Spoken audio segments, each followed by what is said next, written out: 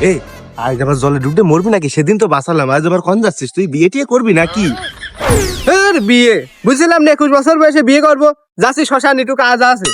আমি তো কেবল বাড়িতে আসলাম, কারণ তো মরার খবর পেলাম না। তুই শ্মশানে কি করতে যাচ্ছিস বুঝলাম না তো, বল দিন একটু। আর বুঝলো না, আমার স্যান্ডেল চুরি হয়ে গেছে, তাই শ্মশানে যাচ্ছি। স্যান্ডেল চুরিয়ে গেছে ভালো কথা, 200 টাকা দাম, বাজারে যে কিনে নে, শ্মশানে কোন? দাদা বাজারে গেলি হচ্ছে না, ওইটা আমার খুব শখের স্যান্ডেল, 21 বার ছিঁড়েছে, 22 বার সেলাই করেছি, তাই শ্মশানে যাচ্ছি স্যান্ডেলের খোঁজে।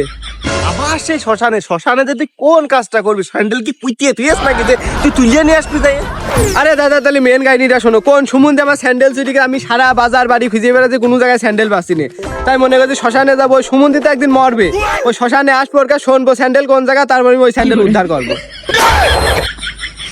বলছি তো স্যান্ডেল নাই চুরি হয়েছে, যে লোকটা চুরিকে সেও একদিন মরবে, মেনে নিলাম, সে শ্মশানে যাবেই, কিন্তু যে স্যান্ডেলটা চুরি করেছে আর যে মরে গিয়েছে সেই ওই লোক, তুই কি করে বুঝবি? তাহলে তো দাদা শ্মশানে গেলি কাজ হচ্ছে না, আমি থানায় কেস করতে আসি, যে বিলাসী 15টা পেরেক মারা, 7টা সেলাই করা, আর একটা সেলাই কিছু দিনের ভিতর করা, তাহলে মানে ওরা ভালো করে টের পাবে না, তাহলে আমি যাই।